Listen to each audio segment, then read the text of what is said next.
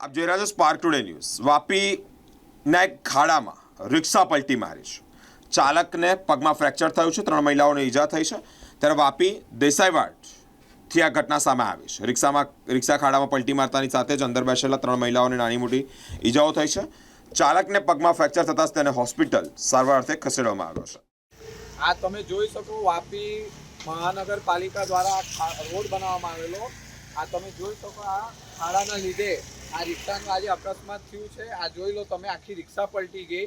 Vapi Desaiwad road પર આ લોકોના તંત્રના બેદરકારીના લીધે એમાં 3 પેસેન્જર બેસેલા હતા, એ લોકોને બી ઈજા થઈ છે। અને જે ડ્રાઈવર છે રિક્ષા, એને જનસેવા ખાતે દાખલ કરવામાં આવ્યું છે।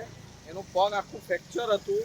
હવે આ જાડી ચામડીના મહાનગરપાલિકાના અધિકારીઓના લીધે આ કોઈ જો મરે, આ તો પ્રથમ વરસાદ થયો, હજુ તો કેટલાક વરસાદ હજુ પડશે અને કેટલા ખાડા પડશે અને કેટલા લોકોના જીવ જોખમમાં લેશે। આ નગરપાલિકાના અધિકારી જે આંધ્રા છે, મૂંગા, તે લોકો જોઈ, આ તમે રિક્ષા બી જોઈ શકો, આખી રિક્ષા પલટી થઈ ગયેલી હતી। રિક્ષા ડ્રાઈવરને જનસેવા ખાતે દાખલ કરવામાં, એનો પગ પણ ફ્રેક્ચર છે। આ પ્રજાનું મોતનું કારણ આ જાડી ચામડીના પ્રજા, આ અધિકારીઓના લીધે ભોગવી રહી છે પ્રજા। આના માટે કંઈક કરવું જોઈએ અને આ તાત્કાલિક ધોરણે આના ઉપર જે તે કોન્ટ્રાક્ટર કાં તો કોઈ રિક્ષાવાળા બિચારાને ન થાય એવા કોન્ટ્રાક્ટર પર કેસ કરવો।